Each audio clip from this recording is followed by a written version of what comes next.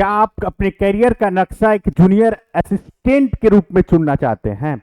यानी कि UP triple SC की जो जूनियर असिस्टेंट की जो कनिष्ठ सहायक की वैकेंसी आई है, इसमें आप अपना करियर या अपने सपनों को देखना चाहते हैं, तो क्या होता है ये यूपी ट्रिपल एससी जे यानी कि जे यानी जूनियर असिस्टेंट, इसके बारे में हम लोग जानेंगे। इसी के साथ साथ ये भी जानेंगे कि इसकी क्या भूमिका यानी कि क्या रोल होता है, विभाग यानी डिपार्टमेंट क्या होते हैं, जनसंपर्क में कितनी जनसंपर्क को आपको कवर करना होता है, इसी के साथ साथ कार्य तीव्रता यानी कि अगर वर्किंग आवर्स देखी जाए तो कितनी आपको होती है, फिर इसी के साथ साथ मुख्य कार्य यानी कि आपको वास्तव में यूपी ट्रिपल एससी यानी कि जूनियर असिस्टेंट की वैकेंसी में करनी क्या होती है, इन सभी चीजों का एक कैरियर का नक्शा सब कुछ इस वीडियो में जानने वाले हैं। इस वीडियो में बने रहिए क्योंकि आपको पहले से पता रहेगा कि क्या चीज आपको करना है फाइनल चयन के बाद। तो चलिए आइए शुरू करते हैं इस वीडियो को। सबसे पहले अगर देखा जाए तो सहायक यानी कि असिस्टेंट इंजीनियर की जो भूमिकाएं होती है उसी का उत्तरदायित्व का कार्य होता है। यहाँ पे अगर फील्ड ऑफिसर के रूप में अगर मुख्य कार्य के रूप में देखा जाए तो ये सारी चीजें जैसे अगर होती हैं उसी तरह यहाँ पे देखिए, यहाँ पे आपके पास सीई एसई ई फिर एई ये सारी चीजें रहती हैं, जहां से अगर कार्य की सीमा के अधीन होता है फिर 8 लाख तक, फिर 40 लाख तक, फिर 250 लाख तक, ये टोटल तकनीकी जो होती हैं इन सारी चीजों को हम लोग विश्लेषण करेंगे इस चीजों में कि जैसे अगर मान लीजिए गवर्नमेंट की कोई भी सक्रिय इंजन अगर कार्य करे, इंजन के रूप में अगर हम लोग देखना चाहें इसको, तो यहाँ पे एक गवर्नमेंट की अगर कोई भूमिका है तो प्रशासनिक की जिस तरह की दो कड़ियां हैं आपस में एक दूसरे से ही ये चलेंगी। अगर ये चलेगा तो फिर ये भी चलेगा, क्योंकि ये दोनों अगर आपस में अटैच रहेंगे तभी कोई एक इंजन को, अगर कोई एक सर्कल को आप चलाते हैं, इस गियर को चलाते हैं, तो ये गियर इसकी दांतें अगर इसमें फिट हो तभी जाके ये चलना प्रारंभ करती हैं। तो उसी तरह एक पार्ट होता है जब ये जब ये पूरी कानून की व्यवस्था है जो उत्तर प्रदेश की है, इन सारे चीजों के लिए देख रेख करने के लिए अभी आप लोग जानेंगे इस पूरे वीडियो में कि वास्तव में क्या चीजें होती हैं। तो यहाँ पे सबसे पहले अगर देखा जाए पूरे आपके पास अगर देखा जाए कि सच में क्या होता है, तो जो यहाँ पे ये इंजीनियरिंग के रूप में जो कार्यभार होता है, जैसे अपर अभियंता, फिर सहायक अभियंता, फिर आधिकारिक यानी कि ई, उसके बाद से सीई, उसके बाद से सीई, एसई के बाद से सीई। तो ये पूरा एक प्रकार का सर्कल होता है कि इनके ऊपर ये, इनके ऊपर ये, इनके ऊपर ये सारी चीजें, यानी कि अगर पूरी तरह से देखा जाए तो यहाँ पे हम लोग देखेंगे कि अगर एक मिनट यहाँ पे देखिए, यहाँ पे अगर तकनीकी सहायक परिस्थितियों के बारे में अगर देखा जाए तो एक पूरा ड्राफ्ट होता है कि मतलब ये काम अलग अलग तरीकों से बांटा जाता है। जैसे तकनीकी क्षेत्रों में अगर इंजीनियरिंग में लिया जाए तो इंजीनियरिंग तरीकों से अगर देखा जाए तो ये पूरा अलग अलग 4 डिपार्टमेंट है जिसमें से आपका हर लोगों की एक रोल होती है।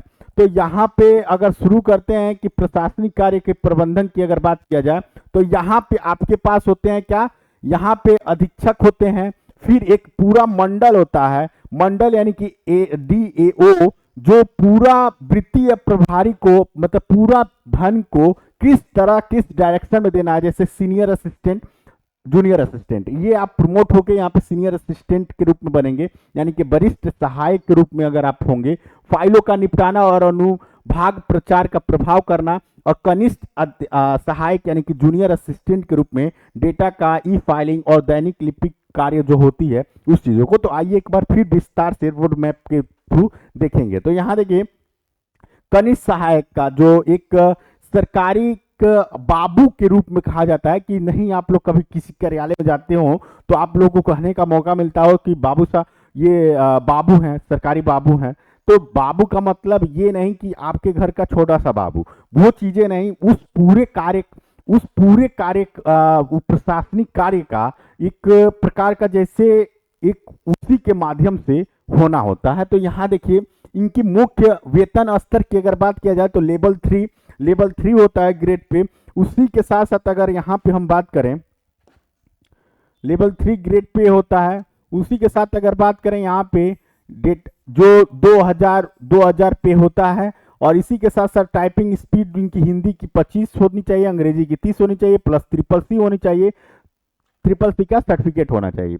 अगर यहाँ पे डिजिटली का देखा जाए तो मानव संवाद करना, पोर्टल IFMS का संचालन करना, रिकॉर्ड प्रबंधन यानी फाइलों का जो पूरा एक रिकॉर्ड होता है, इनबॉक्सिंग होता है, वो चीजें करना होता है। पत्राचार यानी कि वरिष्ठ अधिकारियों के लिए नियमित पत्रों, नोटिस और संचारों का प्रारूप करना होता है। सार्वजनिक संपर्क यानी राजस्व यानी कलेक्ट्रेट जैसे फील्ड कार्यालयों में नागरिक की सहायता करने के लिए ये लोग होते हैं। ठीक, अब इसके बाद अगर देखा जाए यहाँ पे, तो ये अगर देखा जाए कि क्या इसकी, एक मिनट, यहाँ पे अगर देखा जाए कि सबसे पहले क्या चीजें यहाँ पे होती हैं, एक मिनट, यहाँ देखिए, अगर देखा जाए कार्य प्रणाली की कि ये पूरी चीजें कैसे होती हैं, तो मान लीजिए मेलिंग होना, मेलिंग में मेल को चेक करने के बाद से उसको ड्राफ्ट तैयार करना, फिर उसके बाद से उसकी समीक्षा करना, फिर फाइलों का निर्माण करना, फिर अंतिम आदेश या प्रारूप को तैयार करना। अगर कहीं पे कोई सरकार के द्वारा एक मेल आता है तो उस मेल को अच्छे से देखना, फिर उसके बाद से उसका गहन पंजीकरण करना कि क्या चीजें हो सकती हैं, फिर उसकी पूरी समीक्षा करना कि क्या चीजें सही है क्या गलत है, फिर फाइलों का एक अच्छे से फाइल लिखित रूप से तैयार करना तथा उस फाइल की पूरी ड्राफ्टिंग करके, जैसे पुरानी जो भी फाइलें हैं उन सबसे मैच करा के, फिर अंतिम आदेश या जो एक अंतिम निर्णय होता है जो सीधे वेबसाइट पर चढ़ता है, वो चीजें आपको यहाँ देखने को मिलती है। फिर अगर बात करें कि 7वां बनाम 8वां वेतन का क्या इसमें भूमिका रहना है, तो अभी वर्तमान में अगर 7वां CPC की अगर बात किया जाए तो यहाँ पे देखिए 21,700 मूल वेतन है, लेकिन यही मूल वेतन अगर यहाँ पे रिवाइज किया जाए भविष्य की यानी कि फ्यूचर में अगर बात किया जाए कि फ्यूचर में 8वां इसमें जो होना है, तो इसमें यहाँ पे 2.28 से 3 की उम्मीद है, यानी कि ये बढ़ेगी। तो जो आपका और DA में 50% से अधिक DA का मूल्य होना होगा।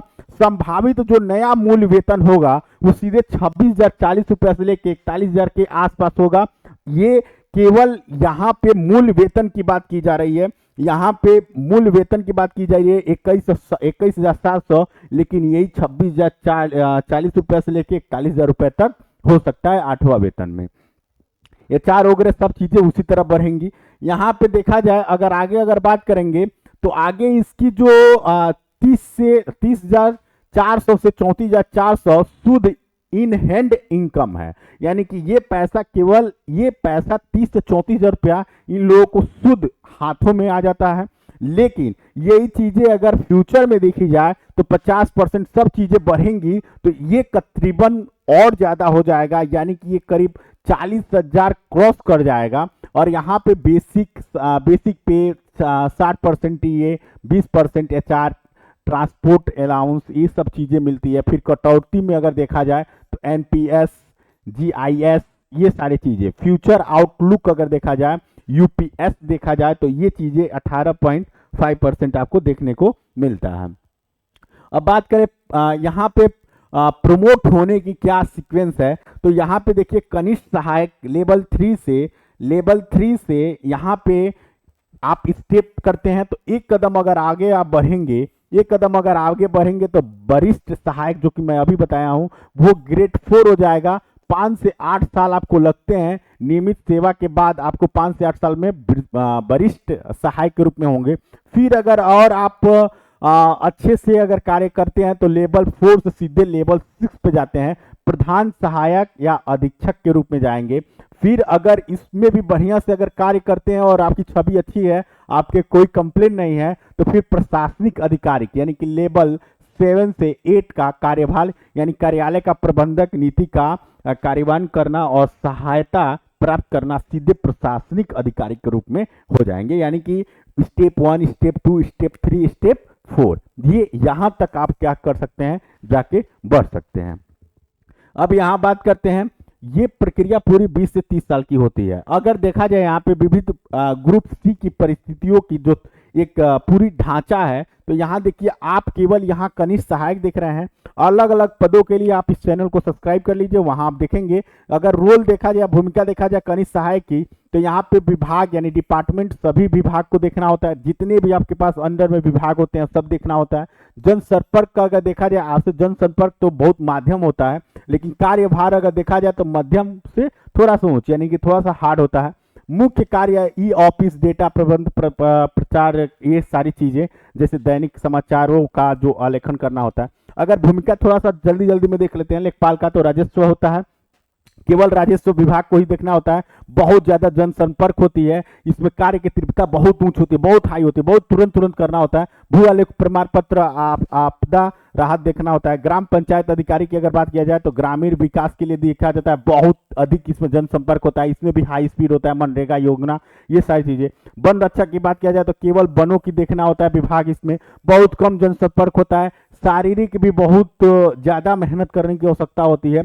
वन्य जीव संरक्षण, वृक्षारोपण, ये सारी चीजें यहाँ पे होती है। ये चीजें थी ग्रुप सी की नौकरी की। अब विशेष ग्रुप सी के प्रवेश बिंदु की अगर बात किया जाए तो यहाँ पे स्टेनोग्राफर की अगर बात किया जाए तो ये 80 होता है हिंदी के लिए, और ये 25 होता है, यानी कि हिंदी और इंग्लिश की अगर बात किया जाए तो 80 और 25 की होती है। वरिष्ठ अधिकारियों के निजी सहायक यानी पीए के रूप में आप होते हैं। टेक्निकल असिस्टेंट की अगर बात किया जाए तो ये सारी चीजें कौशल आपको टेक्निकल के लिए आती हैं, आप अच्छे से पढ़ लीजिएगा इसको। फिर अगर बात करते हैं प्रशासनिक गतिशीलता और कार्य जीवन की कि क्या शैली होती है, तो सरकारी कार्य का जीवन का यथार्थ और लाभ होता है। यहाँ पे लाभ और स्थिति यानी कि प्रोग्रेस की अगर बात किया जाए तो एचआर का विकल्प और सरकारी क्वार्टर्स, ये लेवल टाइप 2 के लिए आवंटित की जाती है। स्थिरता की बात किया जाए, अधिकांश विभागों में 9 से 5 की नियमितता दिनचर्या होती है, यानी कि 9 बजे सुबह से आप जाते हैं और शाम को 5 बजे तक आपको रहना होता है। सरकारी एक है। पारदर्शिता बदले यानी कि मानव संपादन के लिए पोर्टल पे सीधे पारदर्शिता होता है, यहाँ पे कोई दिक्कत नहीं होती है। फिर अगर फाइलिंग की बात किया जाए तो स्थानांतरण नीति में अगर बात किया जाए तो 10% कोटा 3 साल के लिए जिले में या 7 साल मंडल में पूरा होने पर अनिवार्य रोड, यहाँ पे आकांक्षा जिलों की प्राथमिकता दी जाती है। ठीक है, कि आपको कम से कम 3 साल जिले में देना होता है, फिर 7 साल मंडल में। यानी कि जैसे उत्तर प्रदेश के 18 मंडल है और 75 जिले हैं, तो आपके खुद के जिले में 3 साल रहना होता है और उसके बाद से उस पूरे मंडल में आपको 7 साल रहना होता है। तो ये है कार्य वृद्धि में विधानसभा सत्र में जो चीजें होती हैं, जब जब चीजें बढ़ती हैं तो वो चीजें होता है। निष्कर्ष और सुशासन की मशीनरी की अगर बात किया जाए तो यहाँ पे देखिए सबसे पहले अगर देखा जाए तो यहाँ पे राजस्व, यहाँ पे हम लोग हैं जूनियर असिस्टेंट, ये वाला लेवल पे हैं। यहाँ पे एडमिनिस्ट्रेटिव की जो होती है सबसे निचली स्तर, उसके ऊपर फाइनेंस होता है, फिर उसके बाद ये होता है, फिर टेक्निकल होता है। तो ये सारी चीज़ों में यहाँ पे जेई, उसके बाद से जेए, उसके बाद से डीएओ, उसके बाद से यहाँ पे उत्तरदायी सार्वजनिक सेवा यानी कि पब्लिक सर्विस का इंफ्रा होता है। ये सारी चीज़ें यहाँ पे देखने को मिलती हैं। अब हम लोग बात करते हैं, तो ये सारी चीजें यहाँ पे तक थी। अब इसके बाद आप लोग किस टॉपिक पे वीडियो चाहते हैं तो प्लीज कमेंट करके बताइए हमको, हम उस पर अच्छे से अध्ययन करेंगे, फिर उसके बाद से वीडियो बनाएंगे।